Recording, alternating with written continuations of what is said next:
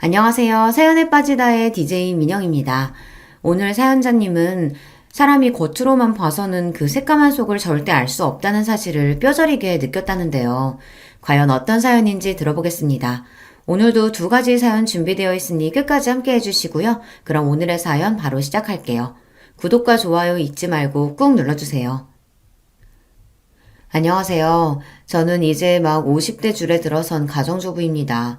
저도 40대까지는 사람이 활기도 있고 하고 싶은 것도 많고 그랬었는데 요즘은 이상하게 기분도 축축 처지고 아무것도 하고 싶지가 않아요.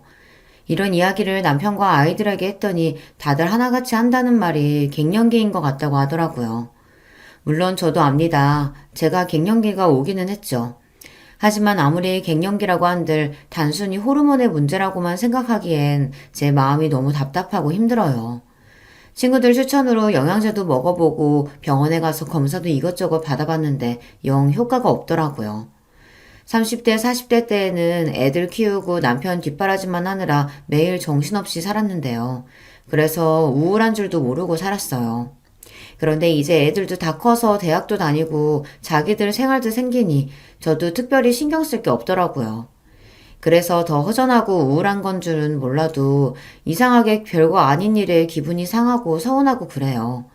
최근엔 별것도 아닌 걸 가지고 큰딸에게 짜증을 냈어요. 큰딸이 남자친구가 생겨서 요즘 연애하느라 바빠요. 둘이 얼마나 좋으면 평일에도 매일 만나고 주말마다 나가더라고요. 처음엔 그러려니 했는데 집안에 일이 있어도 관심도 없고 데이트만 하고 다니니 은근 서운하더라고요. 그날은 저희 친정어머니 생신이었어요. 친정어머니께서 요양원에 계셔서 제가 새벽부터 음식해서 면회 갈 예정이었습니다. 남편은 택시 운전을 해요. 원래는 항상 남편이 요양원에 함께 가곤 했는데 하필이면 그날 남편 친구가 상을 당해서 전날 장례식장에서 하루 있다가 오게 됐어요. 혼자 택시를 타야 하나 버스를 타야 하나 고민을 하고 있는데 딸이 늦게까지 자는 모습이 보이더라고요. 저는 오늘은 데이트가 없나 싶어 슬쩍 다가가 부탁을 했습니다. 딸, 오늘 외할머니 생신인 거 알지? 엄마 음식 싸서 요양원 갔다 오려고 하는데 같이 갈래? 다른 날도 아니고 생신이니 손녀까지 같이 데려가면 어머니도 오랜만에 좋아하실 것 같아 부탁했습니다. 저는 딸에게 말하면서도 어쩐지 눈치가 보였어요. 자식들 어릴 때야 제가 굳이 말하지 않아도 제가 어디만 가면 졸졸 따라다녔었지만 이제 좀 컸다고 마트라도 한번 같이 가자고 말하기가 괜히 민망스럽더라고요. 공부하고 아르바이트하고 자식들도 바쁘고 힘든데 제가 괜히 귀찮게 하는 것 같아서요. 그런데 제 말에 딸이 귀찮다는 듯 이불을 덮어버렸어요. 그러더니 한다는 말이 싸가지가 없었습니다. 아, 엄마, 나 이따가 남친이랑 영화 보기로 해서 오늘은 안 돼. 오늘은 그냥 택시 타고 갔다 와. 내가 택시비 줄게. 오전 10시가 될 때까지 침대에서 빈둥거리고 있었으면서 갑자기 남자친구랑 약속이 있답니다. 영화 시간이 언젠데 요양원 면회 시간도 얼마 안 돼서 엄마 할머니 얼굴만 보고 금방 올 거야. 같이 잠깐 갔다가 너는 남친 만나러 가면 되지. 딸이 약속이 있다곤 했지만 그 시간까지 준비도 안 하고 뒹굴뒹굴 하고 있는 게 아직 여유가 있는 것 같아 저는 한 번 더 이야기했습니다. 아무래도 음식을 만들어 싸둔 게 양이 많아서 딸에게 차로 데려다 달라고 해야 할 것 같아서요. 엄마, 나도 계속 시험 기간에 아르바이트해서 너무 피곤해서 그래. 아, 오늘은 제발 좀 쉬자. 제 말이 듣기 싫은지 딸은 잔뜩 인상을 구기며 짜증을 냈습니다. 그 모습을 보니 저도 순간 욱하더군요. 너는 딸년이라는 게 어떻게 그렇게 너밖에 모르니? 네 외할머니가 너한테 어떻게 했는데? 아무리 정신없는 노친애라도 1년에 한 번이는 생일인데 소녀가 돼서 들여다볼 생각도 안 하니? 순간 저는 울분을 토해냈습니다. 친정어머니가 첫손녀라고 제 딸을 얼마나 예뻐했는지 몰라요. 친정어머니는 평생 시골에서만 사시던 분이었는데 제가 둘째를 낳고 힘들어하니까 큰애를 봐주시겠다고 시골에서 자주 올라오셔서 큰딸을 봐주셨어요. 엄마도 무릎도 안 좋고 허리도 안 좋으면서 손녀 놀아주겠다고 동물원이고 공연장이고 혼자 데리고 다녀주셨습니다. 그렇게 키웠는데 딸년이 1년에 한 번도 할머니를 보러 가지 않겠다고 하니 서운하고 너무 화가 났습니다. 그 순간만큼은 제 속으로 낳은 자식이라도 미웠어요. 아, 왜 또 말을 그렇게 해? 그리고 나만 손녀야? 김희수한테는 말도 안 했으면서 왜 나한테만 그래? 딸려는 또 둘째랑 비교하며 자기한테만 뭐라고 한다고 하네요.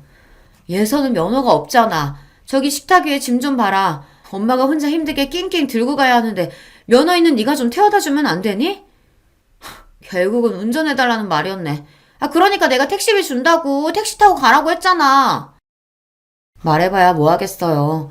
자식이라고 많은 것도 아니고 딸랑 둘인데 하나같이 제 속을 알아주는 놈이 없으니 계속 말해봐야 우라통이 더 터졌습니다. 내가 그깟 택시비 없어서 그러냐? 에이그 싸퉁바가지 없는 년. 내가 너한테 뭘 바라냐? 엄마! 별것도 아닌 거 가지고 왜 그렇게 예민하게 굴어? 그리고 나한테 년이라고 좀 욕하지 좀 마. 딸 사춘기 때보다 요즘 들어 딸이랑 훨씬 더 다툽니다. 사춘기 때는 딸이 말도 안 하고 입을 꾹 다물고 있어서 제가 받아주기만 하면 됐었는데요. 제 갱년기는 화를 도저히 참을 수 없어 버럭버럭 내질러야만 화가 누그러드니 가족들하고 안 싸울 수가 없었어요. 이런 이야기를 시댁에서 동서와 함께 나눈 적이 있습니다. 친정어머니 생신날 있었던 이야기를 하면서 제가 갱년기가 오기는 왔는지 자꾸만 욱하게 되고 가족들에게 화를 내게 된다고요. 그래서 별것도 아닌 일에 서운하고 혼자 우울하다고 했습니다. 그러자 가만히 듣고 있던 동서가 기분 나쁘게 실실 웃었어요. 그러게 제가 말씀드렸잖아요. 답답하게 애들하고 남편만 바라보고 사시지 말라고요. 진작 면허도 따고 일도 했으면 지금 자식한테 부탁할 일 없죠. 평생 자식한테 헌신하면 뭐래요? 다들 대가리 크면 자기들이 혼자 큰 줄 알고 부모는 헌신짝처럼 여기는데. 저 보세요. 애 있다고 애한테 얽매이지 않고 자유롭게 살았더니 지금도 저나 애나 각자 알아서 잘만 살잖아요. 동서 말이 틀린 말이 아니라는 건 저도 잘 압니다. 하지만 동서에게 듣고 싶은 말은 그런 현실적인 조언이 아니었어요. 저는 위로가 필요했습니다. 동서야 젊어서부터 돈도 잘 벌었으니까 슈터도 쓰고 학원도 다 보내면서 키워서 그렇지. 우리 집 사정이 동서네랑 어디 같나. 다를 게 뭐가 있어요. 형님도 애 하나만 낳고 작은 직장이라도 다녔으면 지금 그 꼴은 안 당하죠. 그러게 왜 애를 둘이나 낳아서 일을 그만뒀어요? 애들도 엄마가 자기 일하고 돈 벌면 무시 못해요. 자식 때문에 속상해서 하소연 좀 했더니 동서는 단번에 저를 자식에게 무시당하는 엄마로 만들었습니다. 우리 애들이 날 무시해서 그런 게 아니라 이제 다 커서 자기들 생활이 생기니까 그렇다는 거지. 동서도 지연이 커봐. 지금이랑은 달라. 이런 이야기를 하려던 건 아니었는데 동서가 자꾸만 지금까지 살아온 제 삶을 부정하며 나쁘게 이야기를 하니 저도 은근 기분이 상하더라고요. 저는 형님이랑 달라요. 지연이가 크면 자기가 알아서 사는 거지. 제가 신경 쓸 게 뭐 있어요? 저는 지연이가 뭘 하든 간섭 안 할 거예요. 딸 키우는 게 그렇게 쉬운 줄 알아? 요즘 세상이 얼마나 위험한데. 동서도 자기 일만 신경 쓰지 말고 지연이한테 관심도 좀 가져. 한참 사춘기잖아. 동서가 똑똑하고 뭐든 잘하는 걸 알면서도 저는 괜히 자격지심에 아무 말이나 막 했습니다. 동서한테 말해봐야 제가 절대 이길 수 없다는 걸 알면서도 말이죠. 한참 사춘기 맞죠? 근데 우리 지연이는 괜찮아요. 스트레스 풀라고 제가 병원에서 매일 피부 관리도 해주고 백화점에서 쇼핑하라고 제 카드도 줬어요. 형님은 모르시겠지만 요즘 애들은 금융치료라고 해서 부모가 집에서 챙겨주는 것보다 한도 없는 카드 주는 걸 더 좋아하거든요. 그거면 사춘기고 뭐고 그냥 지나가는 거죠 뭐.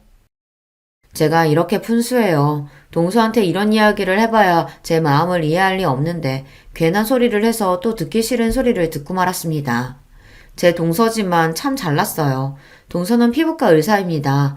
동서는 저랑 나이가 비슷한데도 결혼하고 5년이 지나서야 애를 낳아 아직 애가 중학생이에요. 의사 시험에 합격하고 나서 아이를 낳겠다고 하는 바람에 시동생이 기다려줬거든요. 동서는 대단해요. 아이를 낳고도 낳은 지 일주일 만에 바로 병원에 출근했어요.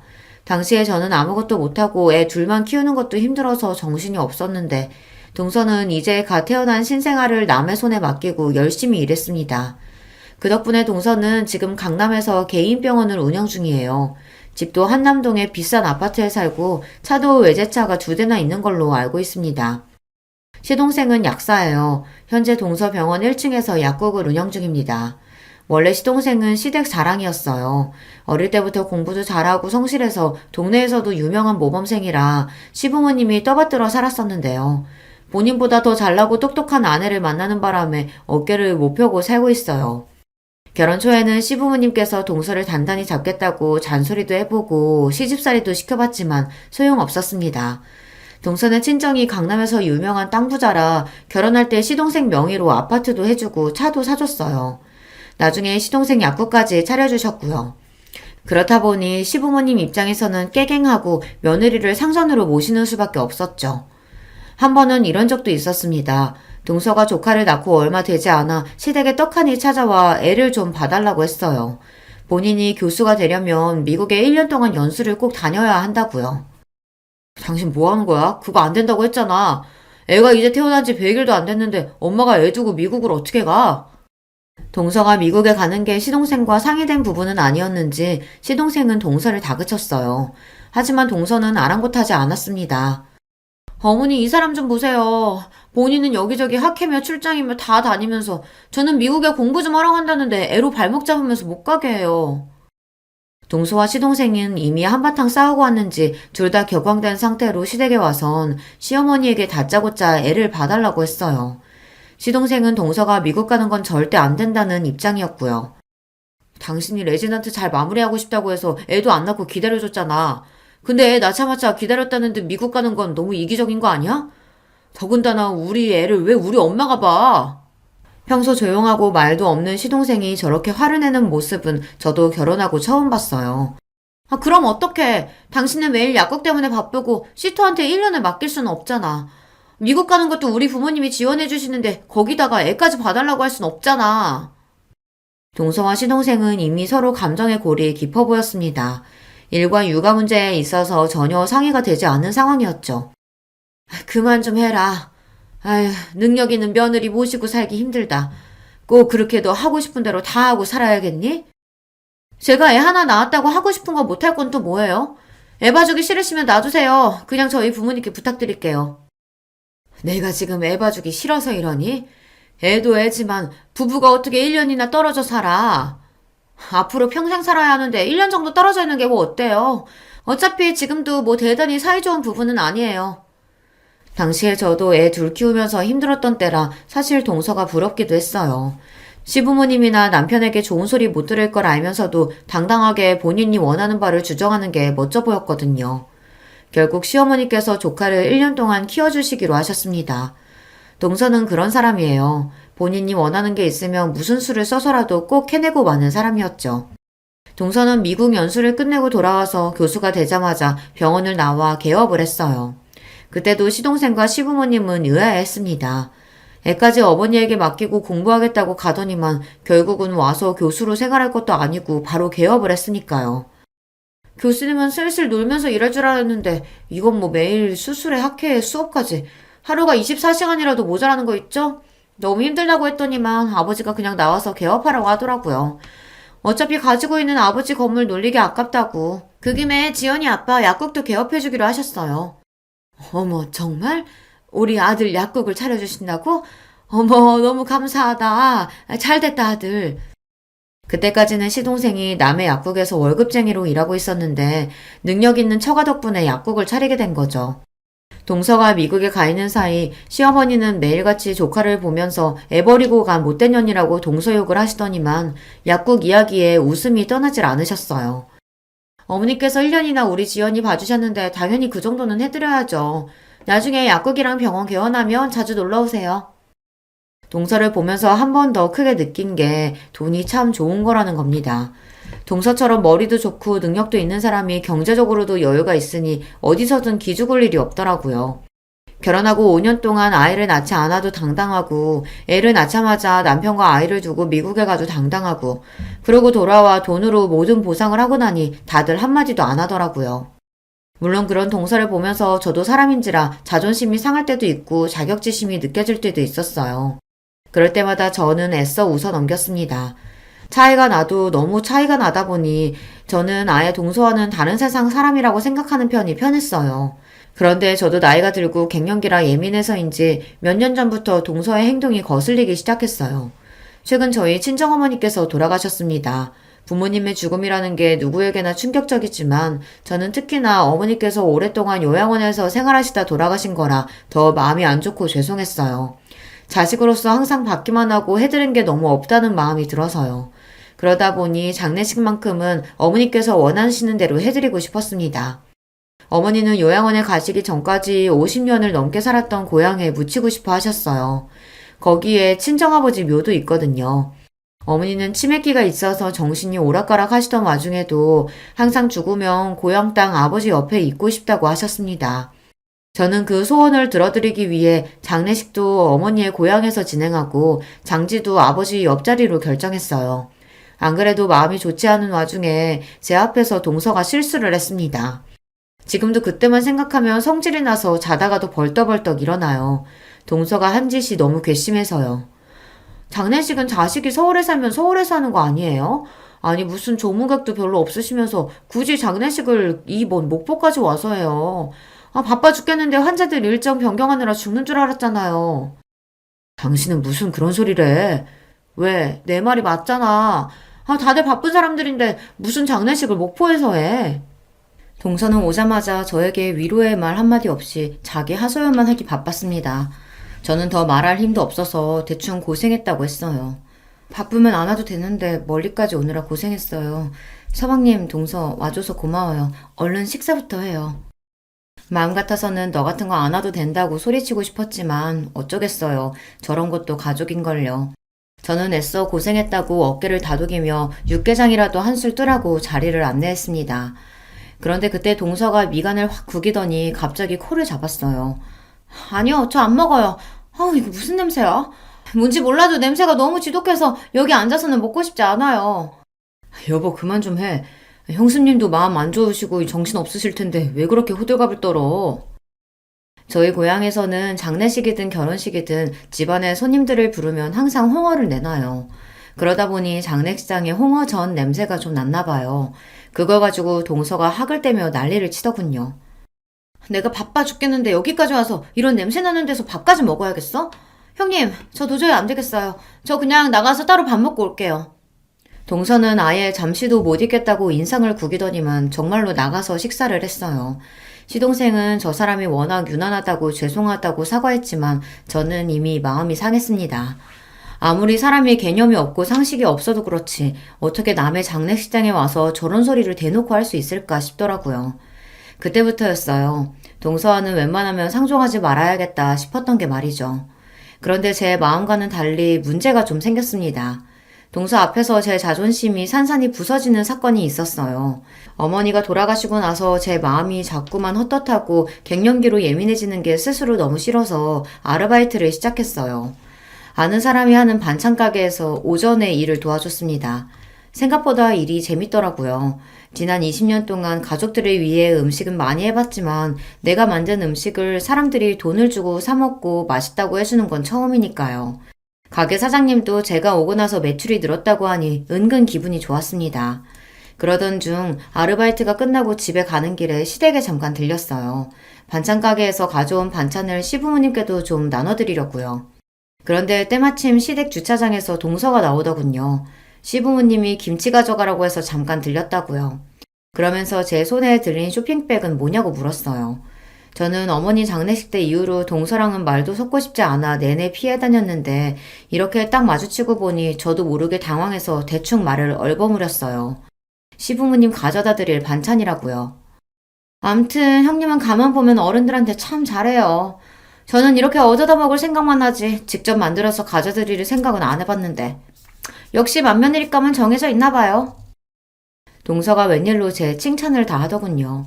순간 저 여우 같은 년이 웬일인가 싶었습니다. 집에서 만든 건 아니고 내가 얼마 전부터 아는 사장님 가게에서 일해서 남은 거 가지고 온 거야. 괜찮으면 동서도 좀 가져가던지. 동서랑 마주보고 이야기하는 게 괜히 불편해서 반찬 가게에서 일하고 있다고 이야기를 한 건데 순간 제 말에 동서가 눈이 동그래지더니 갑자기 제게 달려오더라고요.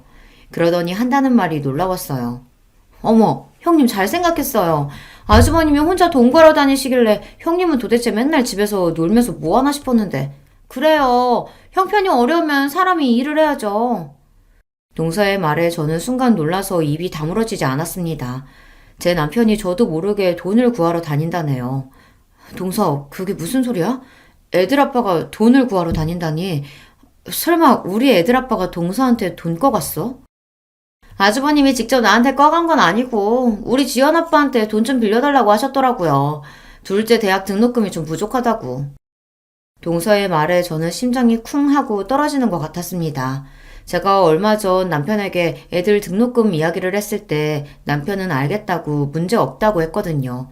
저는 그 말만 믿고 정말 그런 줄 알고 넋을 놓고 있었는데 남편 혼자 돈 걱정에 전전긍긍했을 걸 생각하니 가슴이 시큰하더군요. 에이, 근데 우리 지연 아빠 돈이 뭐 그 사람 돈인가요? 사실 다 제 돈이지. 많이 급하신 것 같아서 제가 그냥 드리라고 했어요. 뻔히 형님네 사정 아는데 꺼주긴 뭘 꺼줘요. 어차피 못 받을 돈. 동서는 역시나 참 대단합니다. 같은 말을 해도 사람을 바보로 만드는데 일가견이 있어요. 남편이 저에게 말을 안 했는데 둘째 대학 등록금이 부족해서 시동생에게 빌렸나 봐요. 속마음은 우라통이 터지고 가슴이 찢어지는 것 같았지만 재수없는 동서 앞에서 티를 낼 수가 없었죠. 그런 일이 있었구나. 나는 모르고 있었네. 동서 미안하고 고마워. 그 돈은 내가 금방 갚을게. 아니에요 형님. 내가 꼭 돈 내놓으라고 한 것처럼 사람 민망하게 왜 그래요. 우리한테 돈 몇백이 뭐 돈인가요? 정말 괜찮으니까 신경 쓰지 마세요. 아니야 동서. 그 돈 내가 꼭 갚을 거야. 그러니까 괜한 소리 하지 말고 그냥 받아. 동서와 이야기를 나누면 나눌수록 제 감정은 점점 더 격앙되었습니다. 자존심이 너무 상해서요. 형님, 왜 또 정색하고 그러세요? 사람 무섭게. 우리 형님 이제 보니까 자존심 엄청 강하시구나? 알았어요, 알았어. 그 돈 갚으세요. 제가 다 받을게요. 동서는 대단히 인심이라도 쓰는 것처럼 돈을 받겠다며 실실 웃었어요. 제가 그동안 참 멍청했습니다. 매일 살 비비고 사는 남편이 무슨 생각을 하고 사는지도 모르고 저 혼자 갱년기니 뭐니 하면서 세상 편한 소리나 하면서 살았어요. 그날 저녁 저는 남편에게 동서와 있었던 일을 조심스럽게 이야기했습니다. 그렇게 힘들면 말을 하지 왜 끙끙 앓았냐고요. 그러자 남편은 오히려 제 걱정을 했어요. 동서가 또 기분 상하게 한 건 아니냐고 말이죠. 당신 장모님 돌아가시고 힘들어하는 거 뻔히 아는데 거기다가 대고 돈 이야기를 어떻게 해. 그때는 수금이 늦어져서 그런 거니까 걱정하지 마. 내가 금방 그 돈 갚을 거니까. 남편은 참 착한 사람입니다. 평생 혼자 처자식 먹여 살리느라 고생도 많이 하고 힘든 일도 많았을 텐데 저에게는 항상 괜찮다고 걱정하지 말라고만 합니다.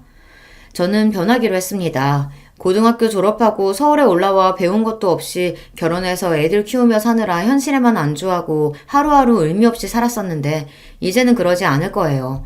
저는 아르바이트 하던 반찬 가게에서 정직원으로 새벽부터 오후까지 일했습니다.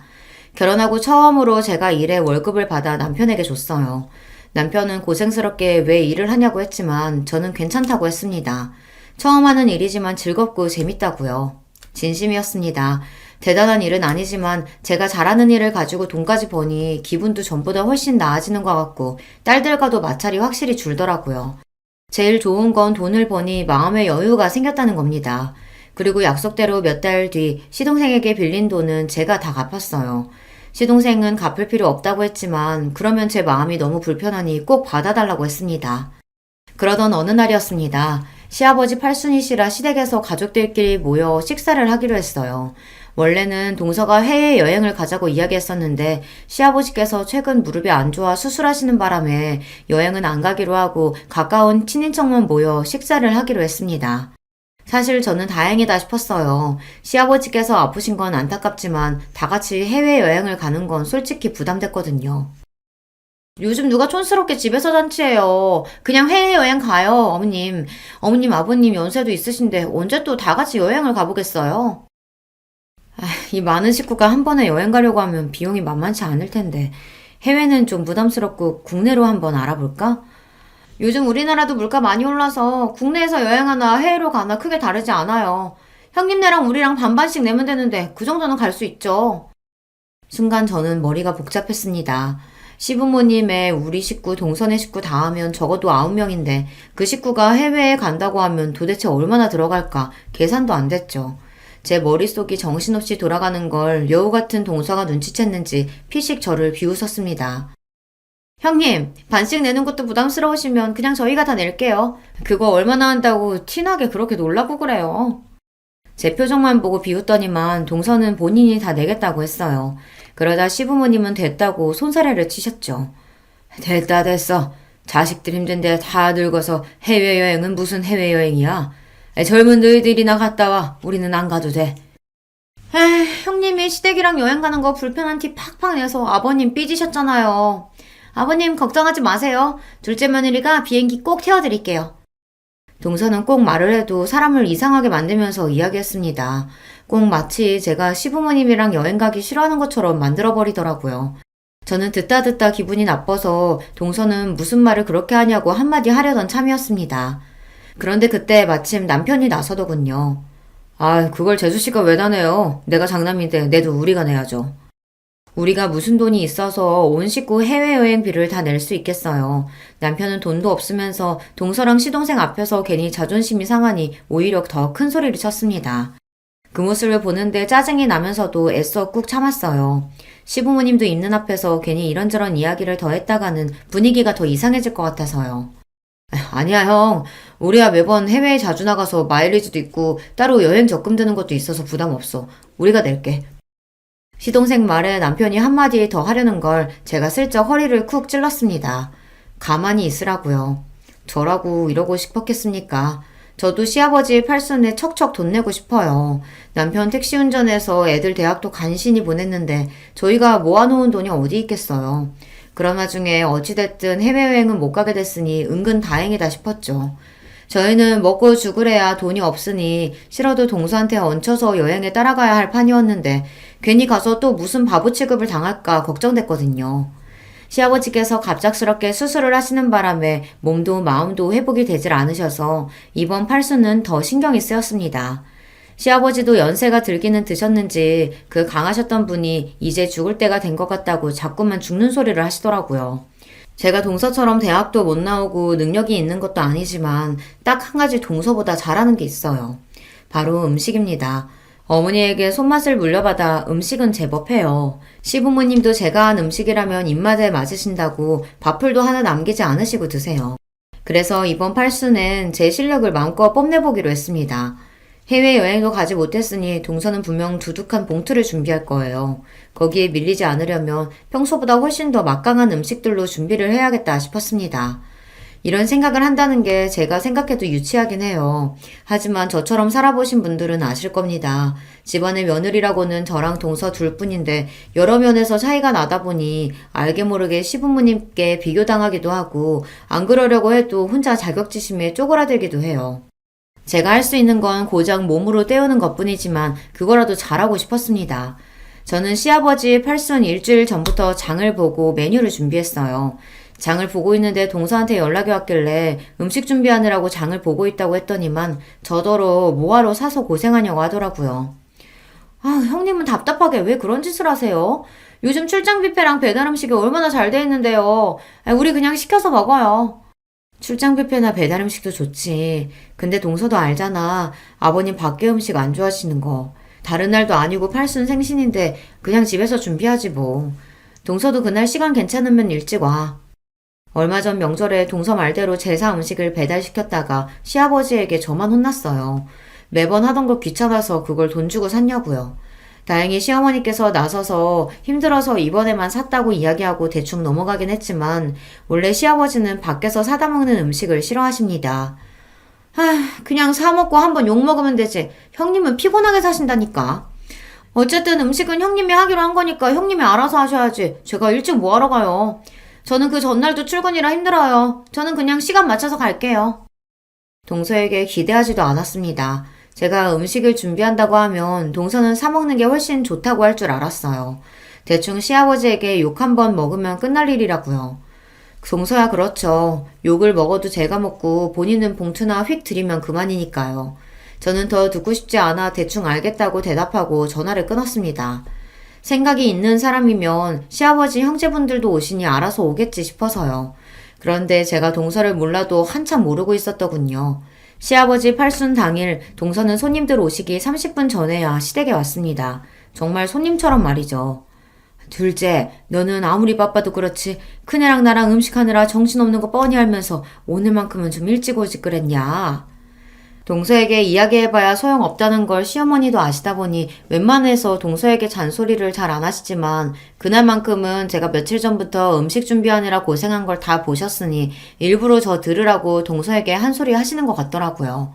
하지만 그런 말에 신경 쓸 동서가 아니었습니다. 어머님도 참 요즘에 어떤 시대인데 음식하는 거 가지고 잔소리를 하세요. 그리고 제가 보통 며느리예요? 바쁜 의사 며느리인데 이 정도는 이해해 주셔야죠. 동서는 애교 섞인 목소리로 재수없는 소리를 아무렇지 않게 해댔습니다. 시어머니는 아이고 아이고 소리만 두어 번 내시더니 답답하다는 듯 주방을 나가버리셨어요. 어머, 뭘 이렇게 많이 하셨어요? 식구도 얼마 없는데 대충 먹을 거만 하시면 되지. 쓸데없이 가짓수는 왜 이렇게 많이 하셨대? 동서는 시어머니께서 주방을 나가시자마자 무슨 검사라도 하러 온 사람처럼 이것저것 맛을 보더니 굳이 쓸데없는 음식까지 뭐하러 이렇게 많이 했냐입니다. 저는 허리도 한번 못 펴고 준비를 했는데 고생했다는 말도 없이 저 따위로 말하니 사람이 순간 기분이 확 상하더군요.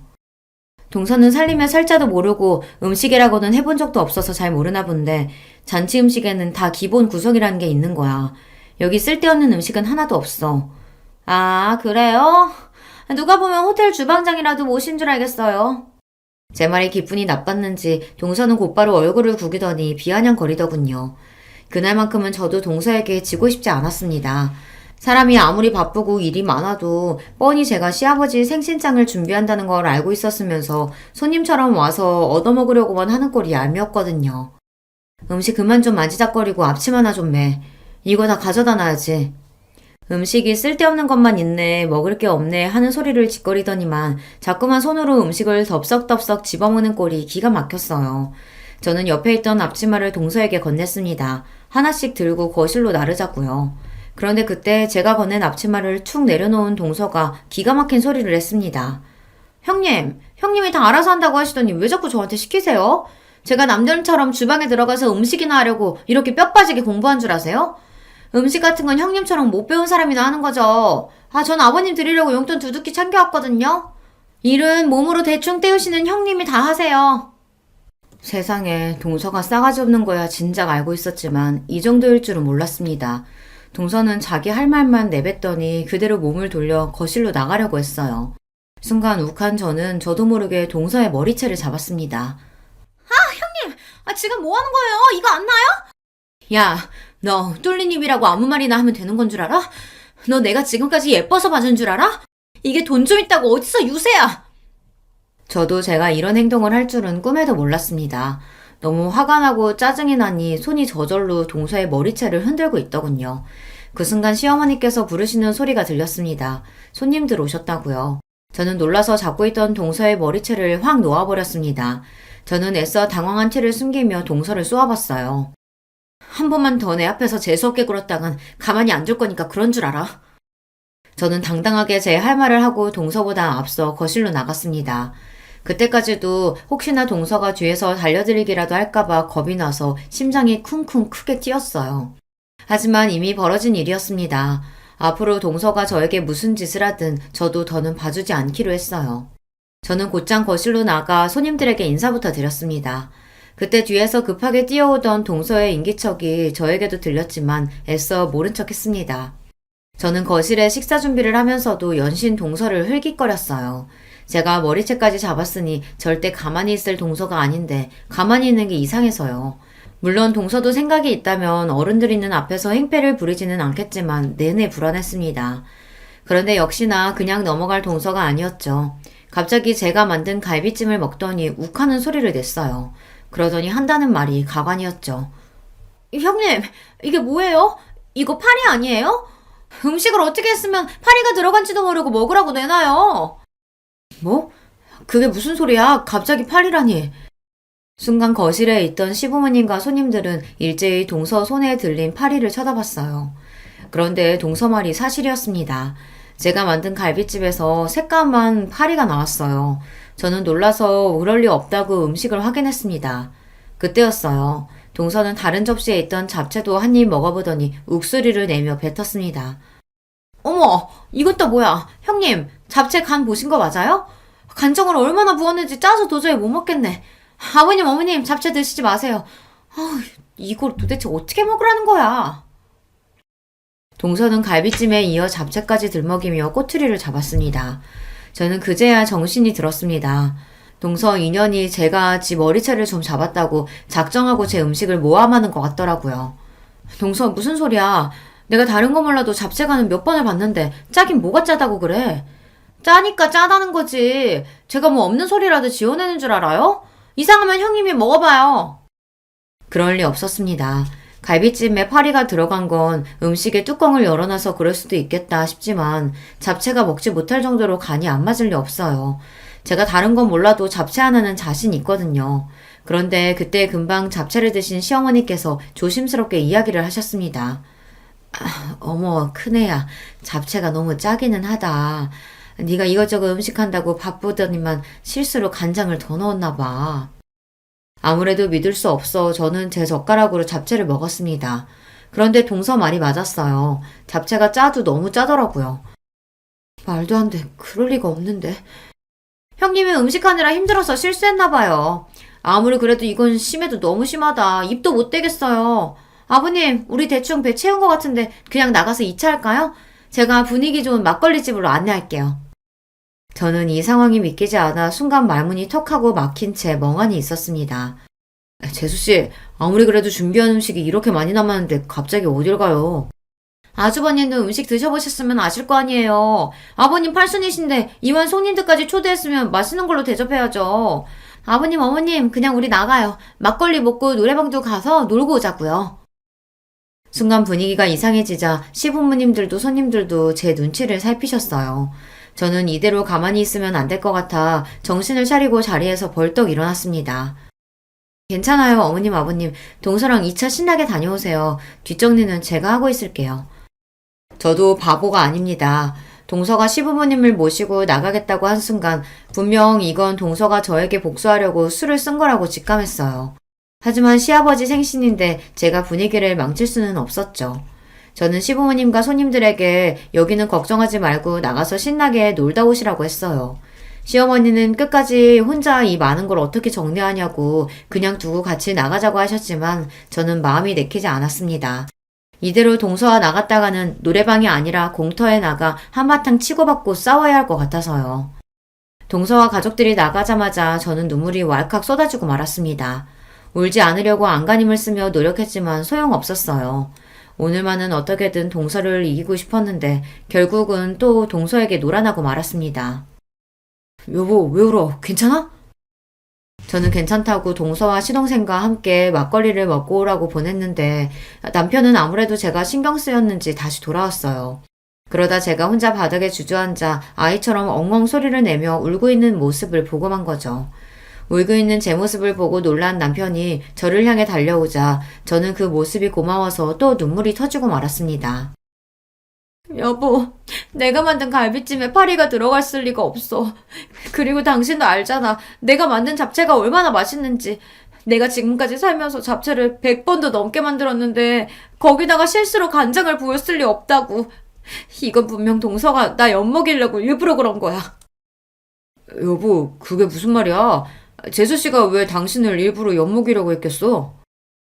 눈물을 펑펑 쏟으며 웅얼거리는 제 말에 남편은 무슨 소리냐고 자세하게 이야기해보라고 했습니다. 남편의 다정함에 기대해 저는 오늘 주방에서 있었던 일을 그대로 다 말했어요.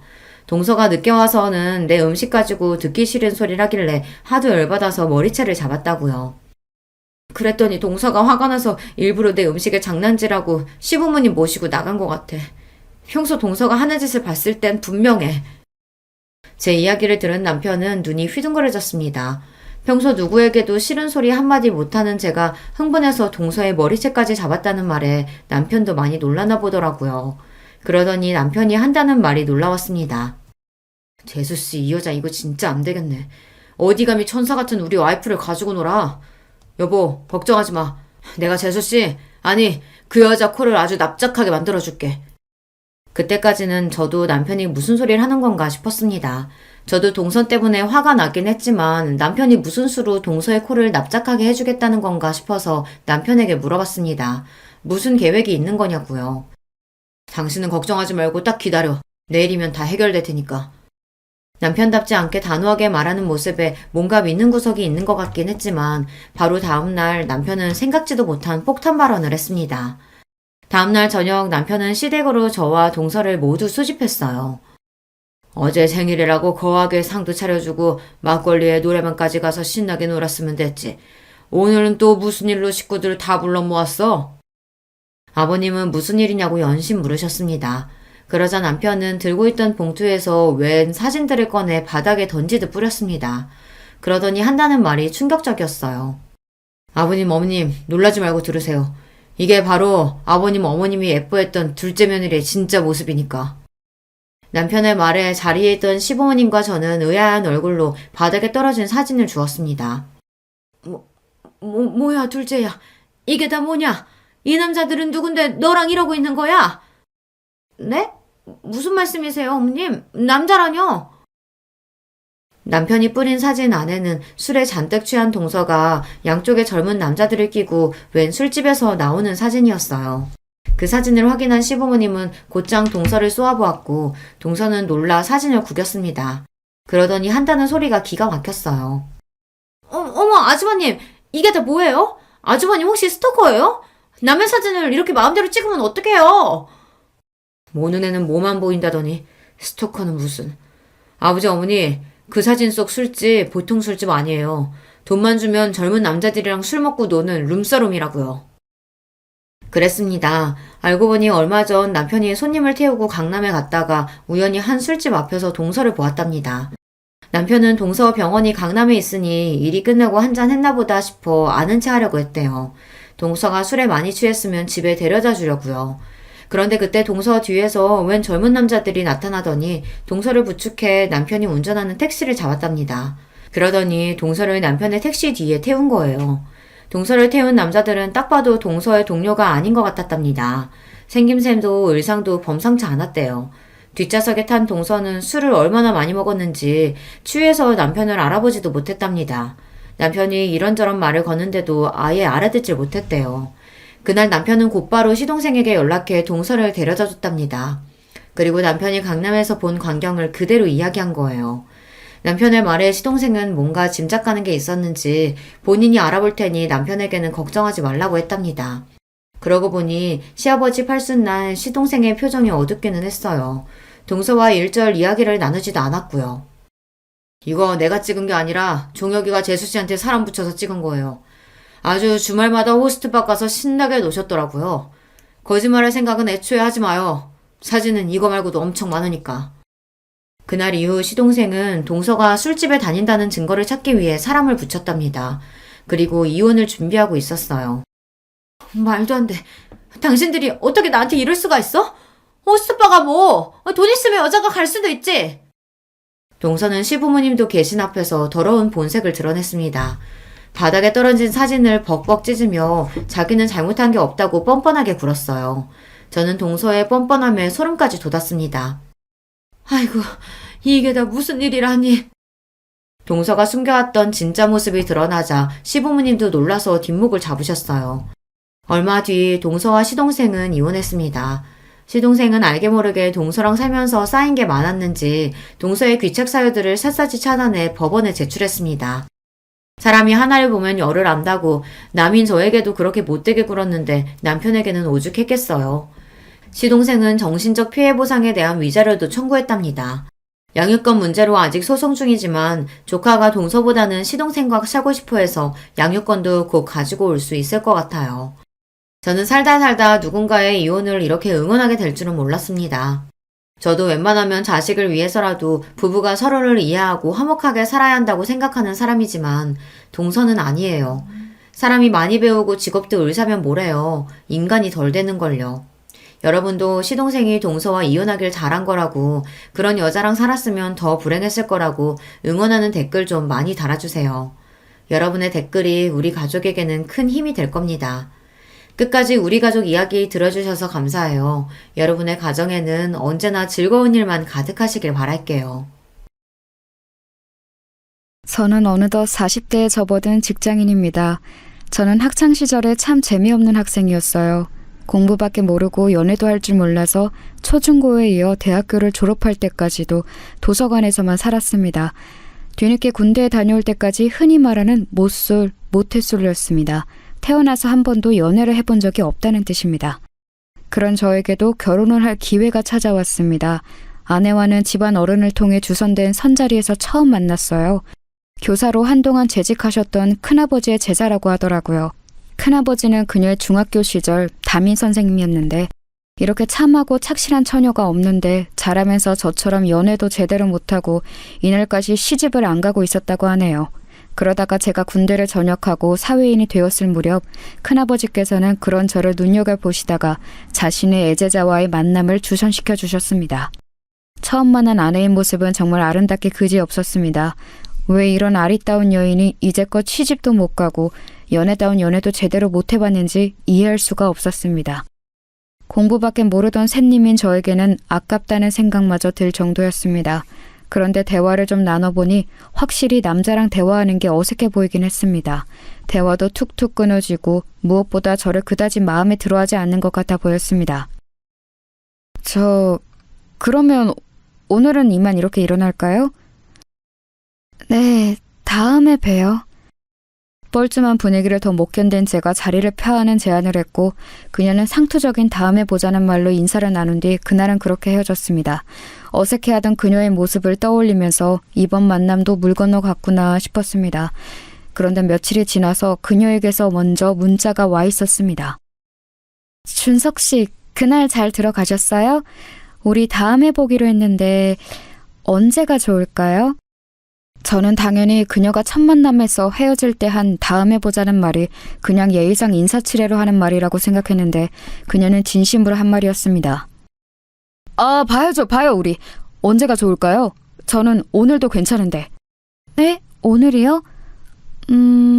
좋아요. 그럼 오늘 봐요. 그녀는 잠시 망설이는 듯 하더니 이내 당일에 바로 보자는 제안을 수락했습니다. 그런데 그녀가 먼저 연락을 해온 것임에도 불구하고 그 자리는 어색하기 그지없었습니다. 참 지금 생각하면 제가 할 말은 아니지만은 그녀는 확실히 남자를 많이 못 만나본 티가 나는 사람이었습니다. 그때 당시에는 저는 마음에 안 들어 한다고만 생각이 들게 행동을 했으니까요. 그러다가도 지금처럼 이렇게 먼저 연락이 오기도 했다가 막상 만나면 어색해하고 헷갈리는 점이 한두 가지가 아니었습니다. 저도 연애 경험이 없다 보니 답답해 미칠 지경이었는데 어느 날은 더 참지 못하고 그녀에게 솔직하게 얘기했습니다. 미주씨, 혹시 제가 마음에 안 드는데 큰아버지 입장 생각해서 자꾸 나오시는 거면 안 그러셔도 돼요. 우리 그래도 알 거 다 아는 성인인데 서로 시간 낭비하지 말고 솔직하게 얘기합시다. 네? 아니, 저는 그게 아니라 마음에 안 든다고 한 적 없는데 준석 씨는 제가 마음에 안 드시나요? 네? 아니요. 그런 뜻이 아니고. 그러면 미조 씨는 제가 마음에 든다는 말씀이세요?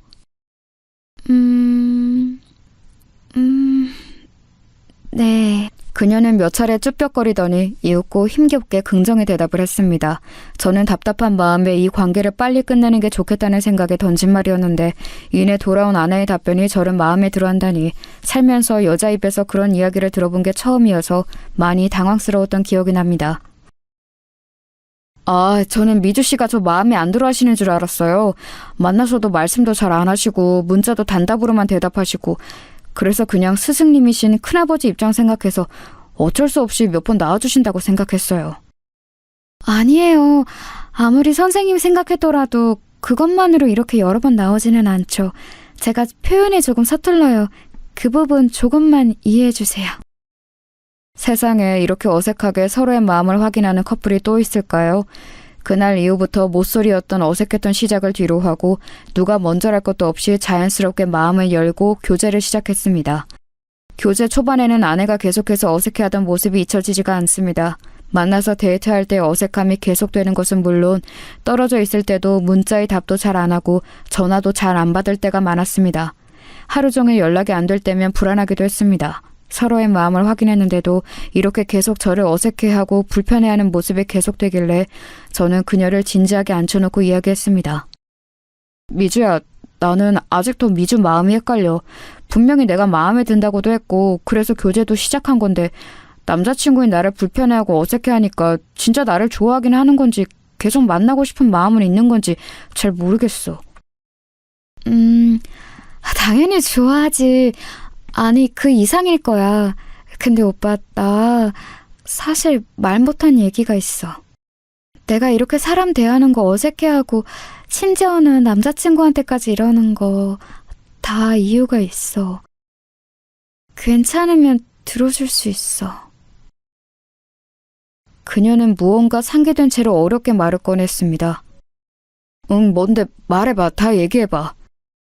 그게 사실 나는 어린 시절 안 좋은 기억을 가지고 있어. 왕따를 당했었는데 그게 내 인생의 발목을 잡는 커다란 사건이 되어버렸어.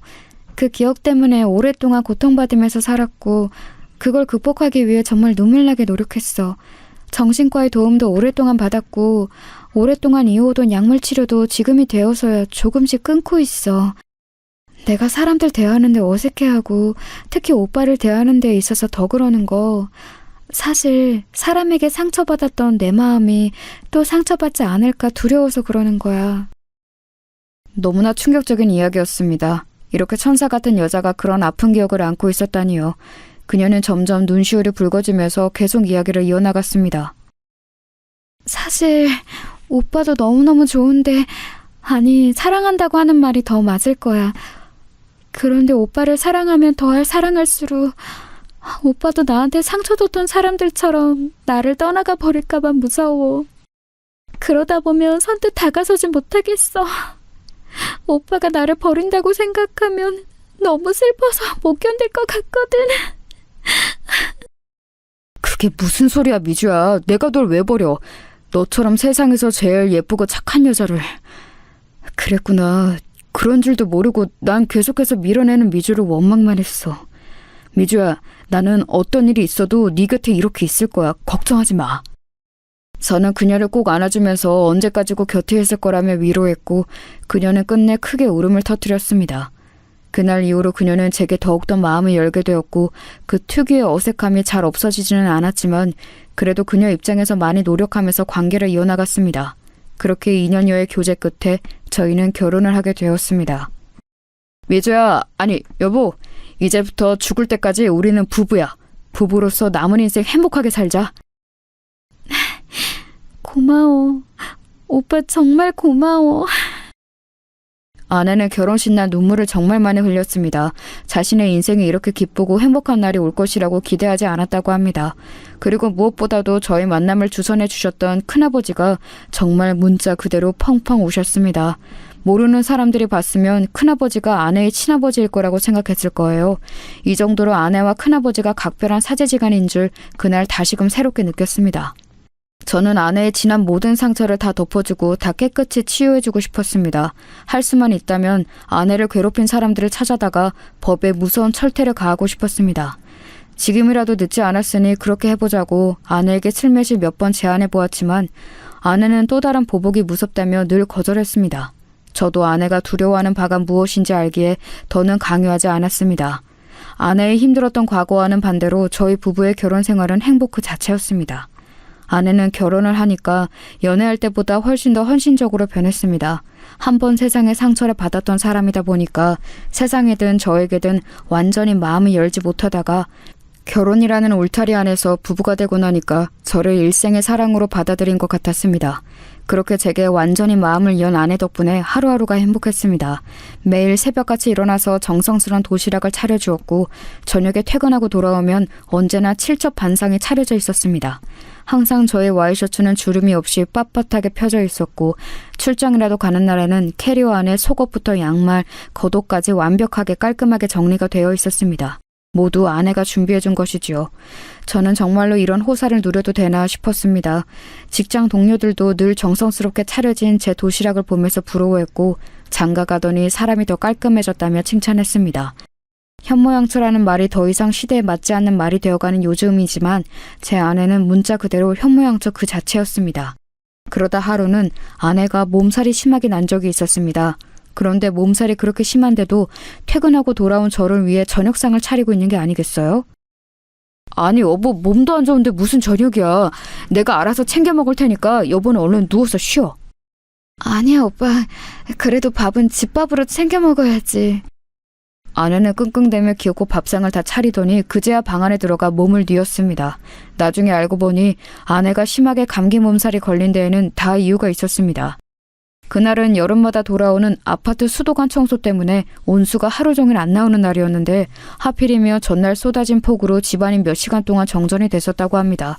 다음날 출장인 저희 옷가지들을 미처 다 빨지 못한 상태였는데 아내는 세탁기도 안 돌아가는 상황에서 찬물로 손빨래를 다 했다고 하네요. 아무리 여름이었지만 쪼그려 앉아서 그 많은 빨래를 찬물로 손빨래를 하다 보니 몸에 무리가 갔던 것입니다. 아내는 고무장갑 끼고 빨래를 하면 깨끗하게 때가 지워지지 않는다고 늘 맨손으로 손빨래를 하던 버릇이 있었습니다. 그런데 옷까지 몇 개도 아니고 몇일치 빨래를 그렇게 하다 보니 안 그래도 몸이 약한 아내가 몸살이 날만도 했습니다. 저는 그쯤 되자 아내의 그런 헌신을 마냥 고맙게 넙죽 받을 수만은 없었습니다. 그래서 누워있는 아내에게 다가가 조심스레 얘기를 꺼냈습니다. 여보, 좀 괜찮아? 고마워. 몸도 안 좋은데 나를 위해서 이렇게. 아니야, 여보. 아내로서 당연히 해야지. 국 간은 잘 맞았어? 그럼 여보가 하는 음식은 항상 맛있지. 그나저나 여보, 그동안 내가 회사 일이 바빠서 가사 일을 잘 못 도와줬는데 이제 집안일은 서로 분담해서 하자.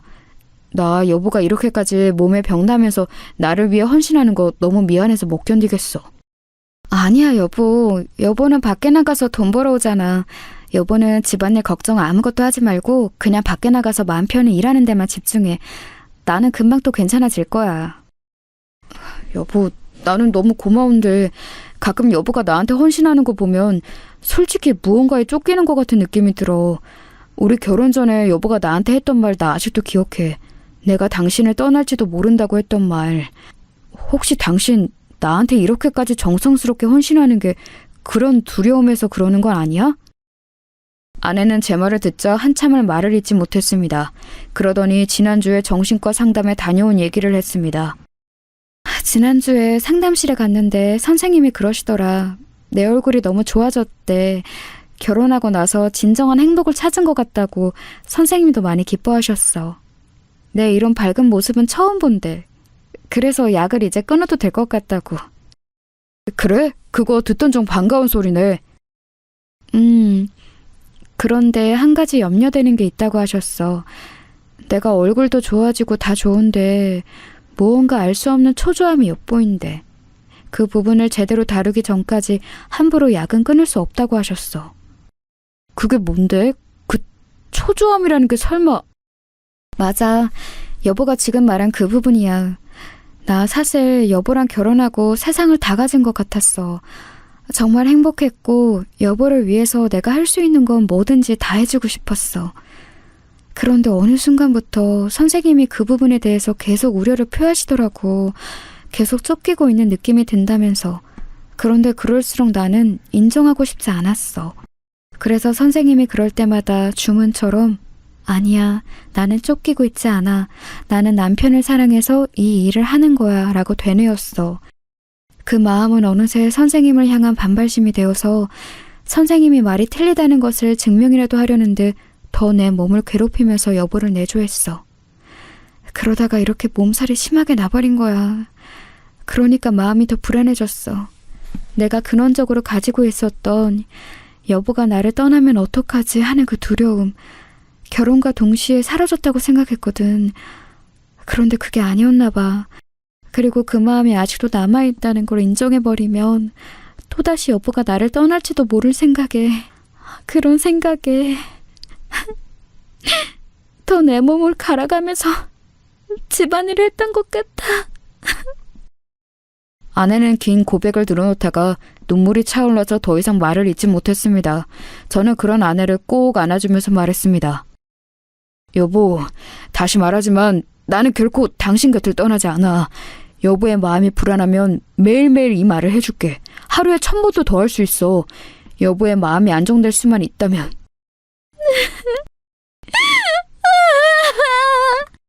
저는 가슴이 찢어질 듯 아팠습니다. 설마 했던 저의 생각이 맞았던 것입니다. 저를 향한 분에 넘치는 헌신은 남편으로서 저를 사랑해서 그런 것도 있지만 혹시라도 제가 자신의 곁을 떠나면 어떡하나 하는 마음에 더욱더 기를 쓰고 헌신을 했을 거라는 저의 생각이요. 저는 그쯤 되자 아내의 마음을 이렇게 쑥대밭으로 만든 못된 사람들과 사건이 궁금해지기 시작했습니다.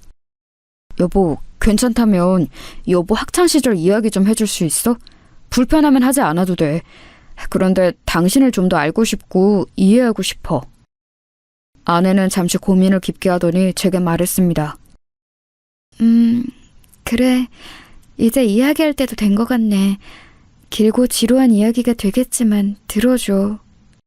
아내는 그렇게 오랫동안 꺼내지 않았던 학창시절 이야기를 꺼냈습니다. 아내는 어릴 적에 무척 밝고 명랑한 소녀였습니다. 지금의 수줍고 숫기 없는 모습과는 대조되게 오히려 말량광이에 가까웠다고 합니다.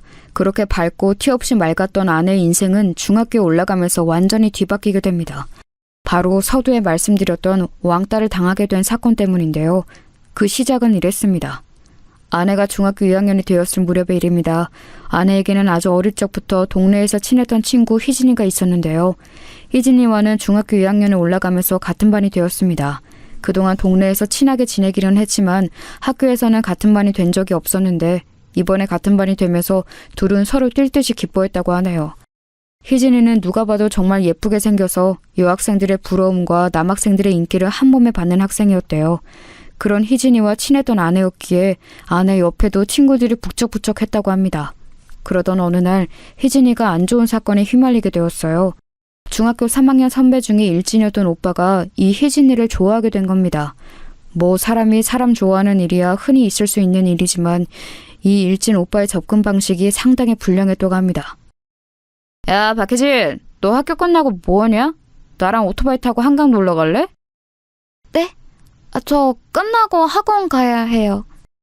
아, 나 얘 답답한 소리 하네. 학원은 무슨 학원이야. 그냥 땡땡이 치고 이 오빠랑 놀러 가자. 어? 안 돼요. 그만 돌아가 주세요. 아이씨, 너 죽고 싶어? 다시 한번 말한다. 끝나고 정문 앞으로 안 나오면 너 죽을 줄 알아. 희진이는 협박에 가까운 일진 오빠의 접근이 너무나 무서워서 그날 방과 후에 후문으로 도망갔다고 합니다. 다음 날이 되자 쉬는 시간에 그 일진 오빠는 다시 저희 반에 찾아와서 문을 쾅 열며 희진이를 협박했습니다. 야, 네가 나를 바람 맞춰? 너 진짜 죽고 싶어? 왜 이러세요? 싫다는데 왜 자꾸 그러시냐고요? 어쭈? 앙칼지게구네? 야, 너 한 번만 더 바람 맞추면. 야, 박성호, 너 뭐하냐 지금? 금방이라도 희진이를 한 대 칠 것 같은 일진 오빠를 제지하고 나선 것은 다름 아닌 같은 반의 민지연이었습니다. 너 지금 나 놔두고 바람 펴? 이 나쁜 새끼야? 아, 나 또 인연이 귀찮게 하네. 야, 너 너랑 나랑 언제 사귀었냐? 바람은 무슨 얼어 죽을 바람. 당장 꺼져. 이 오빠 지금 작업 중이니까. 야, 이 나쁜 새끼야. 그럼 나한테 했던 건 뭔데? 민지연은 손바닥으로 일진 오빠의 등짝을 마구 때리며 울었다고 합니다. 아, 나 이게 진짜 죽을라고. 일진 오빠가 제지하며 소리를 지르는 순간 담임 선생님의 목소리가 들렸습니다. 뒤에 더 자세하게 설명하겠지만 이 담임 선생님이 저희 큰아버지이십니다. 야, 거기 너네 뭐야? 3학년이 여기는 왜 와 있어? 수업 좀 쳤으니까 얼른 돌아가. 아이씨, 야 민지연, 너 두고 보자. 아, 이쁜이, 다음 시간에 또 올게. 일진 오빠는 돌아가는 와중에도 희진에게 찝쩍대는 것을 멈추지 않았습니다. 그런데 진짜 큰 사건은 그때부터 시작되었습니다. 그날부터 지연이는 대놓고 희진이를 괴롭히기 시작했습니다. 민지연이 진짜 그 일진 오빠랑 사귀었던 건지 어떻던 건지는 모르겠지만 분명한 건 지연이가 그 일진 오빠를 좋아하고 있었고 그런 일진 오빠가 희진에게 찝쩍대니까 배알이 꼴렸던 것입니다. 문제는 지연이란 아이의 위치였습니다. 민지연 역시 학교의 일진이었는데 거기서만 그쳤어도 좋으련만 그 아이는 무려 학교 이사장님의 딸이었습니다. 이사장님의 후광을 등에 업고 천방지축으로 날뛰던 학교에서 알아주던 양아치라 선생님들도 함부로 손을 못 대던 학생이었던 것입니다. 그런 민지연의 희진이를 향한 괴롭힘이 시작되는 순간이었습니다. 처음에는 볼 때마다 어깨로 툭 치고 가는 것은 물론 수업 시간에 뒤에서 지우개 가루를 던지며 희진이를 괴롭혔습니다. 같이 다니는 일진 무리는 그런 광경을 보며 킥킥대며 좋아했는데 아내의 눈에 비친 그들의 모습은 정말 악마 같았다고 합니다. 처음에는 그렇게 비교적 가벼운 시비로 희진이를 괴롭히더니 하루는 정말 못된 짓을 저질렀습니다. 수업 중에 치고 책장 서랍에서 교과서를 꺼내려던 희진이가 기겁을 하며 소리쳤습니다. 왜 그래 희진아? 무슨 일이야? 책상 안에 쥐가 손발에 벌벌 떠며 희진이가 가리킨 책상 서랍에는 죽은 쥐가 피 묻은 채로 들어있었습니다.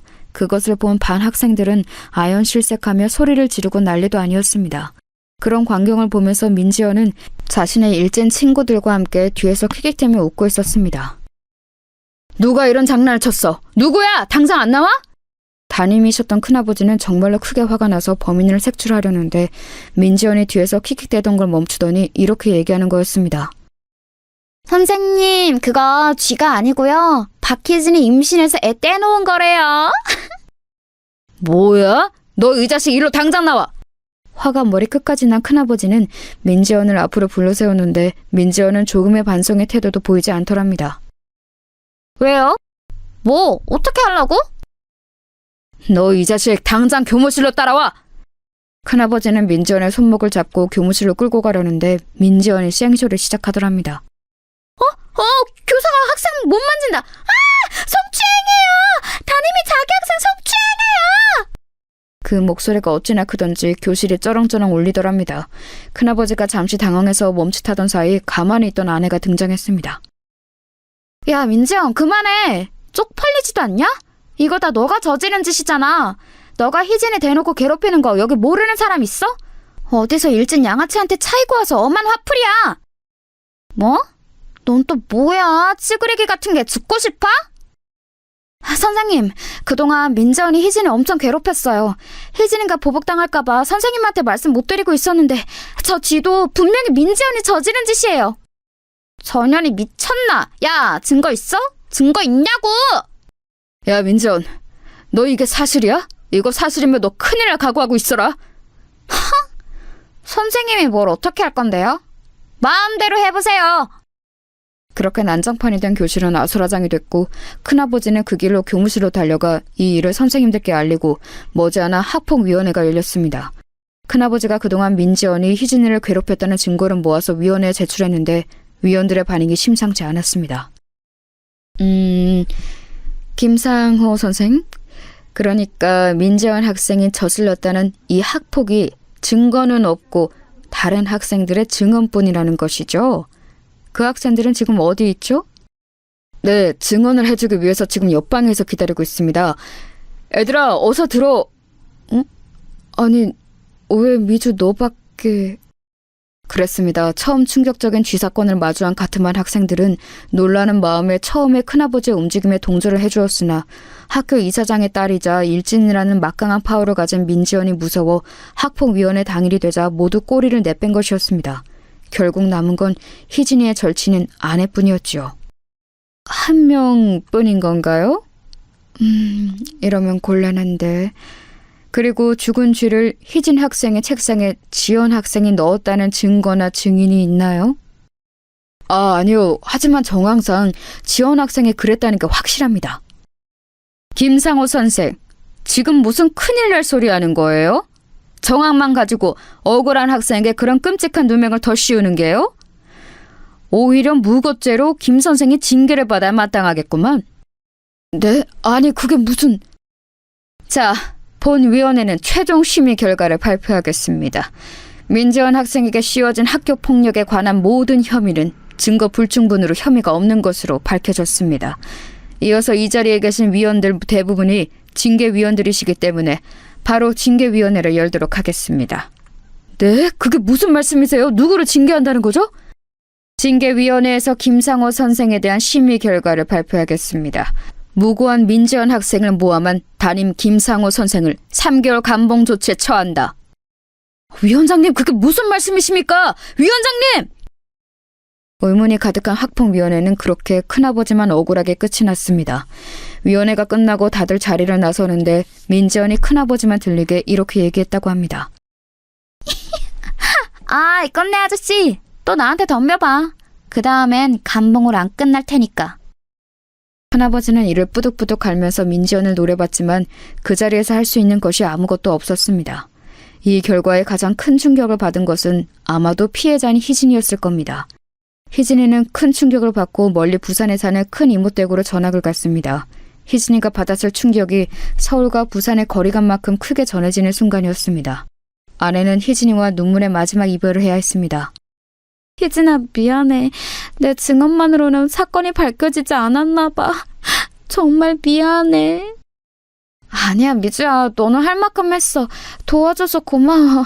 마음 같아선 너도 데리고 전학 가고 싶은데 그럴 수 없는 거지? 나는 엄마 아빠가 정말 어렵게 이 학교 입학시켜주었잖아.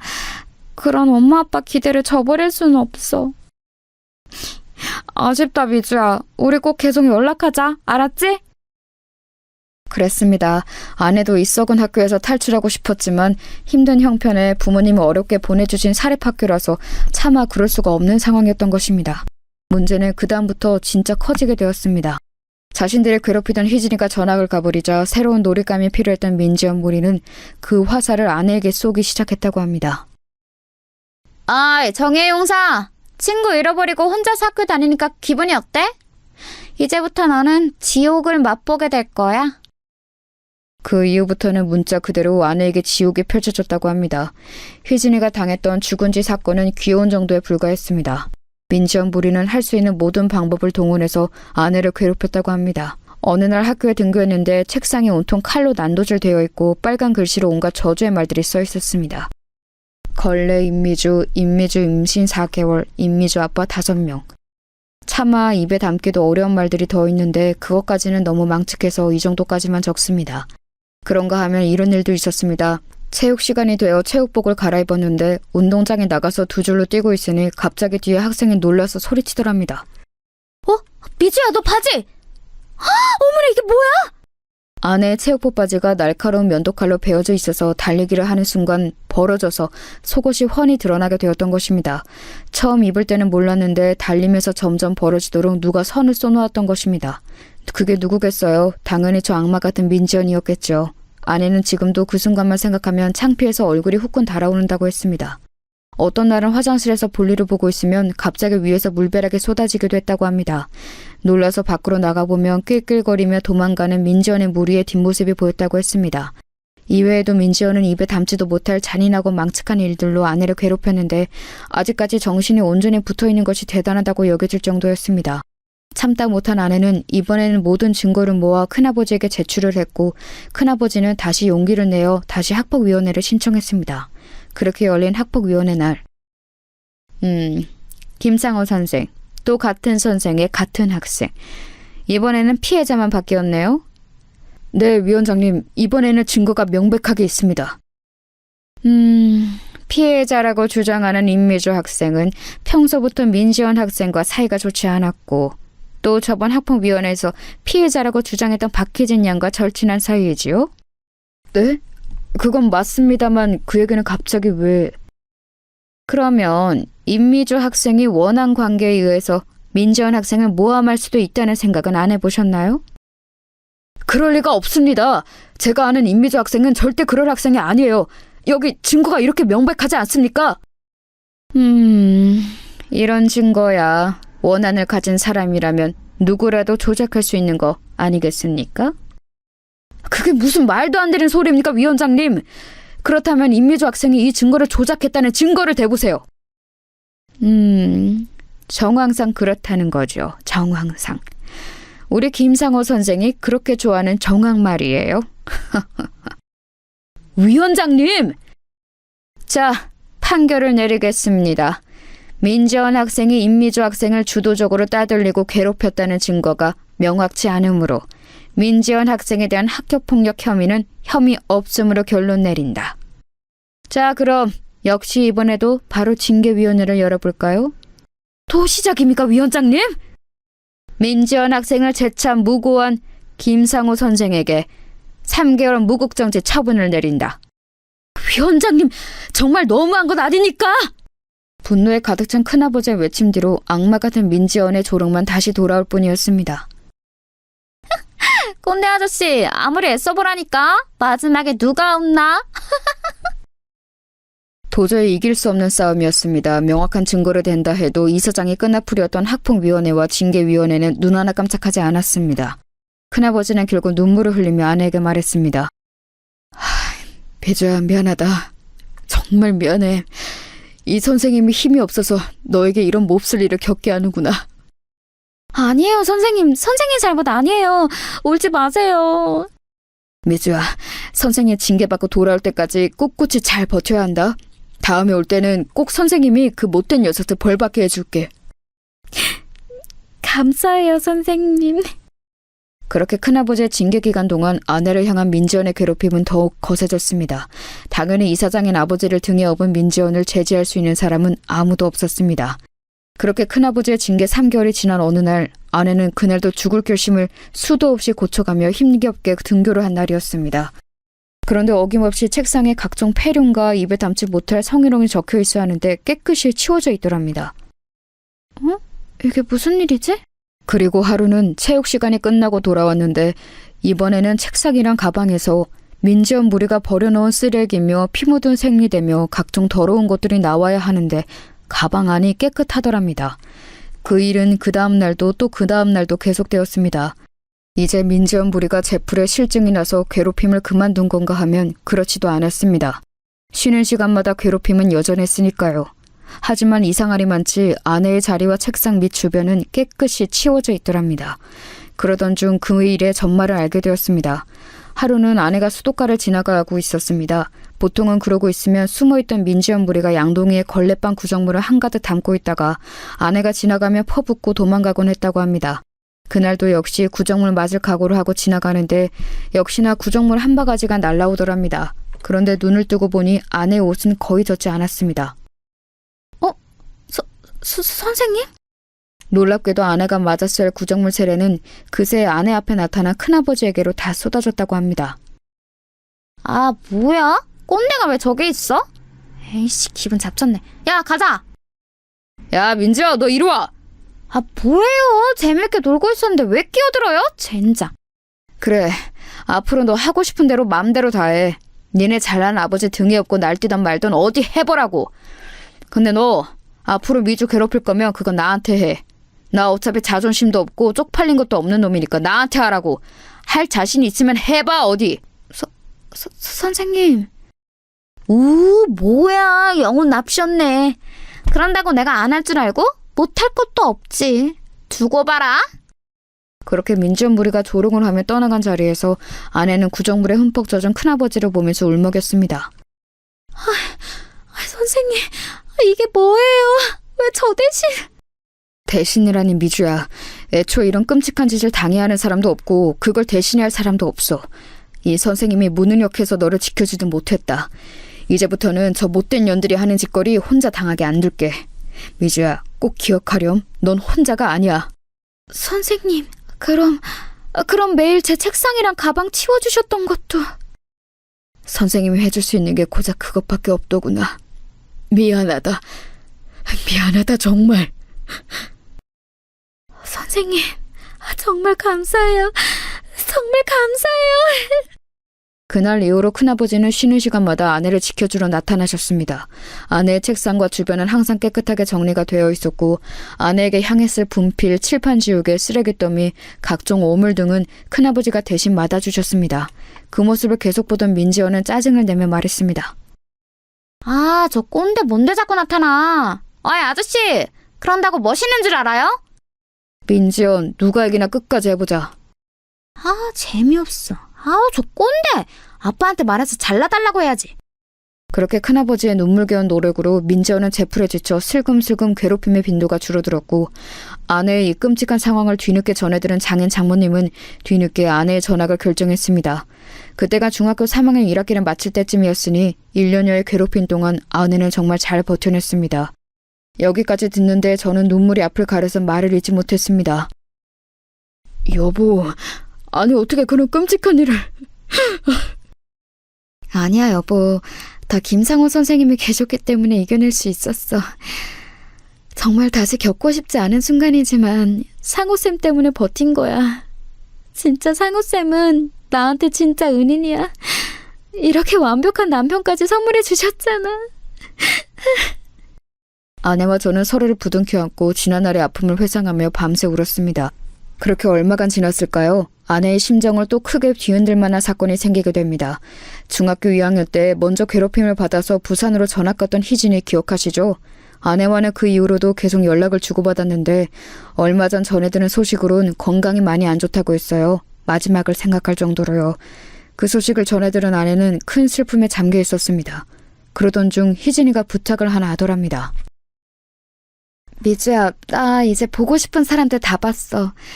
그런데 중학교 2학년 때 우리 같은 반 친구들, 걔네들은 아직 다 못 봤다? 마지막 가기 전에 꼭 보고 가고 싶은데. 그런데 너도 알다시피 너랑 내가 그 학교 동창회 그동안 안 갔던 이유는 뻔하잖아. 혹시 미주 네가 용기 내줄 수 있으면 이번에 열린다는 그 중학교 2학년 동창회 같이 한번 가줄 수 있어? 혹시라도 네가 불편한 자리면 인사만 하고 금방 나오자. 아내는 깊은 고민에 빠졌습니다. 그 자리에 자신을 괴롭힌 주동자였던 민지연이 나올 수도 있고 아내가 그렇게 괴롭힘을 당하던 시절에 방관만 했던 이들만 가득한 자리에 간다는 것이 쉬운 결정은 아니었거든요. 하지만 하나뿐인 절친 희진이의 부탁인데다가 둘 다 동병상련의 아픔이 있었기에 두 사람은 손 꼭 붙들고 용기 내서 그 동창회에 한번 나가보기로 결심을 했습니다. 여보, 내가 전화 붙잡고 계속 대기하고 있을 테니까 희진 씨랑 무슨 일 생기면 바로 전화해. 알겠지? 알겠어, 여보. 별일 없겠지. 나도 희진이만 생각하면서 얼른 다녀올게. 저는 걱정이 한가득 앞섰지만 마지막으로 친구 얼굴도 보고 가고 싶다는 희진 씨의 부탁을 거절할 수는 없었기에 불안한 마음으로 아내를 그 자리에 보내주었습니다. 몇 시간쯤 지났을까요? 아내의 전화로 희진 씨가 전화를 했습니다. 형부, 지금 미주가 많이 취했어요. 혹시 데리러 와줄 수 있어요? 네? 미주가 술을요? 아니, 술 한 잔도 못하는 사람인데. 알겠어요. 얼른 갈게요.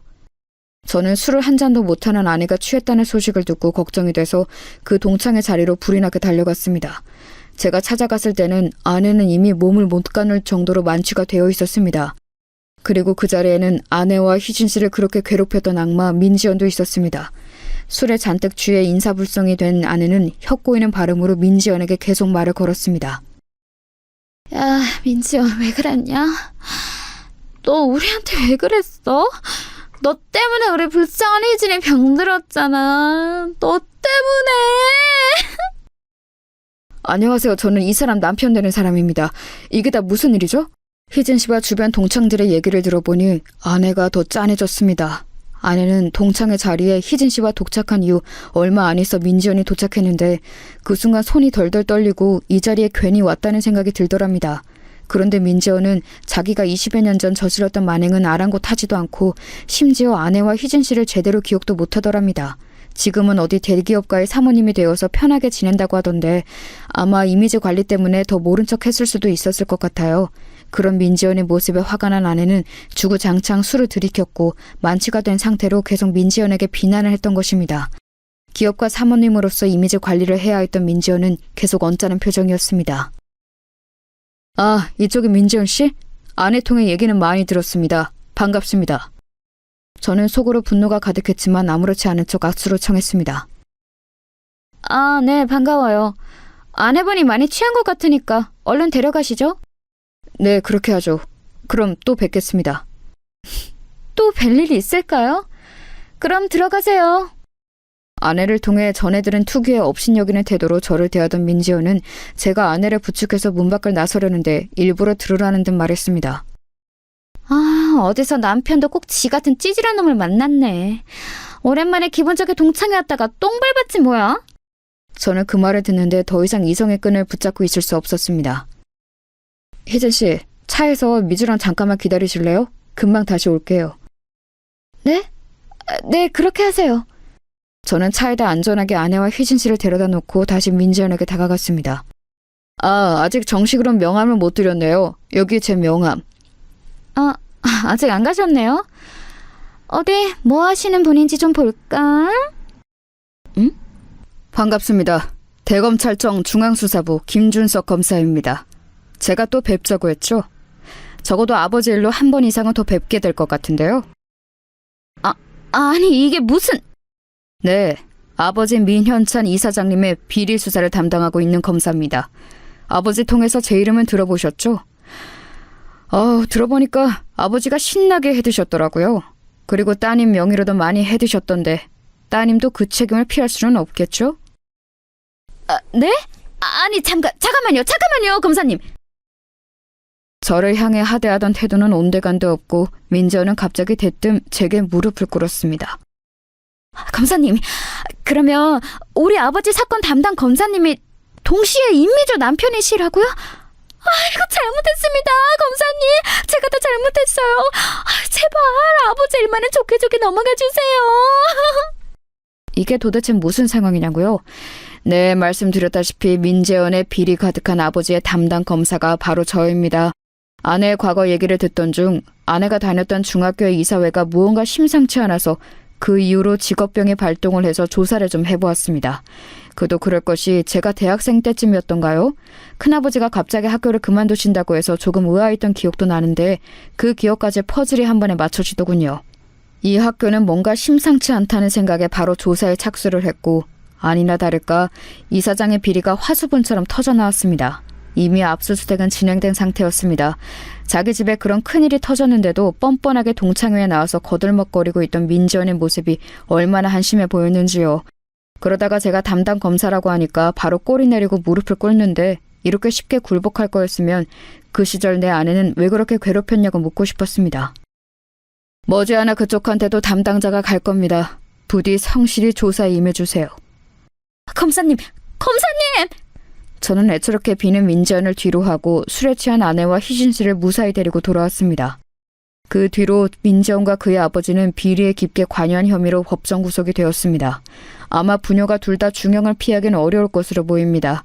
이렇게 오랜 세월이 지난 뒤에야 아내의 복수는 완성이 되었습니다. 뒤늦게 소식을 전해 들은 아내는 눈물을 흘렸습니다. 결국에 모든 게 제자리로 돌아가는구나. 고마워, 여보. 고마워. 자, 여러분 어떻게 들으셨나요? 평생 가슴에 상처를 안고 살아온 아내의 복수극에 함께 통쾌하신가요? 저도 할 수만 있다면 이번 사건으로 아내의 가슴에 쌓인 모든 상처가 다 씻겨져 내려갔으면 좋겠습니다. 이 천사 같은 사람이 이겨냈을 그 무수한 세월을 생각하면 가슴이 한없이 먹먹해지거든요. 게다가 이런 일들이 지금도 계속해서 벌어지고 있다는 점이 정말 슬플 뿐입니다.